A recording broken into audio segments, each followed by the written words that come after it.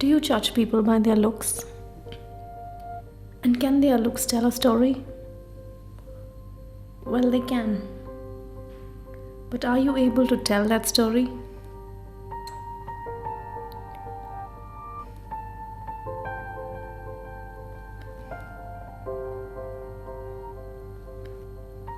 I was shown a photograph of this man, and there was something about him that I could not tell, but it made me uneasy.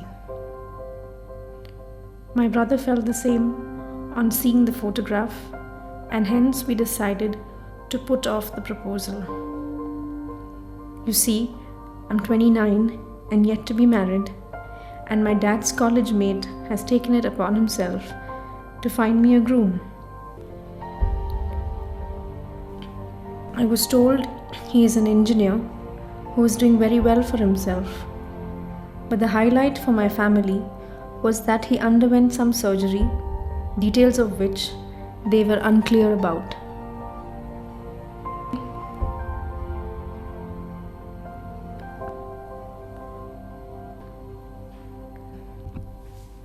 I wasn't too worried about his surgery.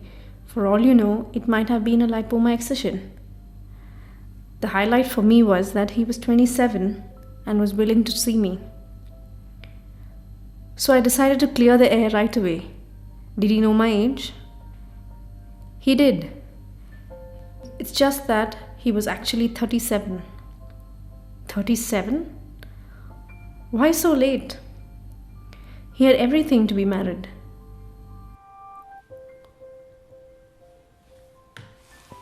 What he also had was something that I had seen more often through the microscope. I least expected to be having coffee with someone who had survived it.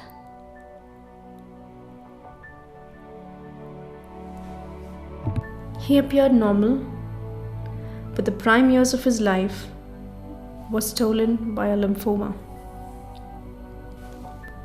And he was trying to tell me about it, and how he had taken the best chemotherapy available to combat the aggressive disease.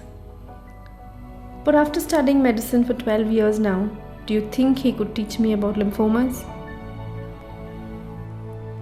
One of the reasons I decided to study medicine was that in the scheme of life, nothing was more important than health. And I wanted to be knowledgeable about it, and not be in the dark when it came to my own health or that of my family. And so I went on about the intricacies of lymphomas. There were various kinds, the B-cell ones, the T-cell ones, and so many more subcategories. And so I told him that it's understandable that he tried to know about the disease he had, but that there was so much more about it that was challenging the understanding of trained minds.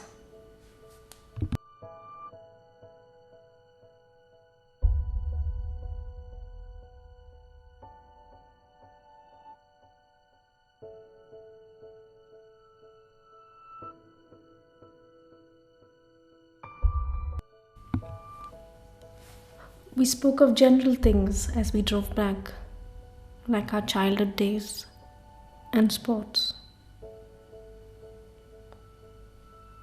We reached my destination and I got off. I didn't know what to say to him. Just said, "We'll keep in touch." And as I stood there seeing his car drive away, a sudden realization dawned on me. What had I done?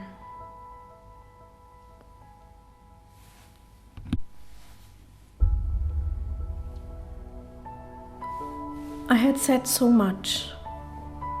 I hoped he took it in the right context. I was talking about myself as a doctor, as a pathologist,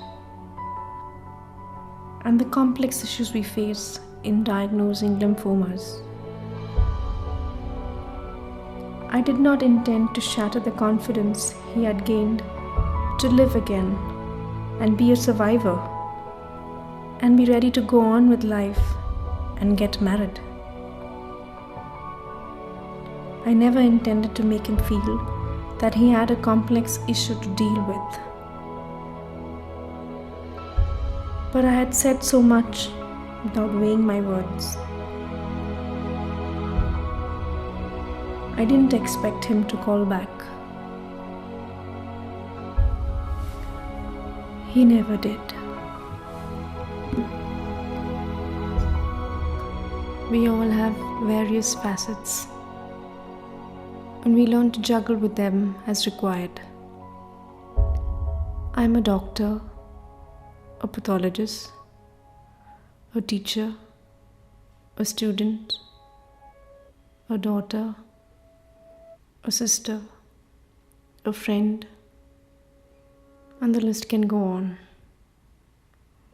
Being a doctor is just one of my many facets. And based on the situation, the various facets of me take over. You see, in this situation, the doctor facet of me wasn't playing at all.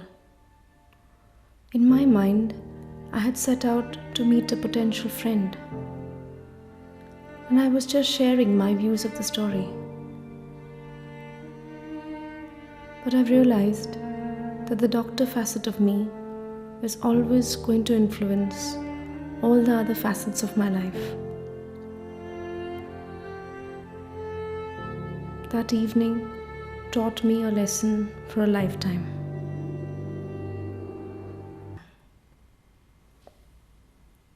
It was about the importance of listening.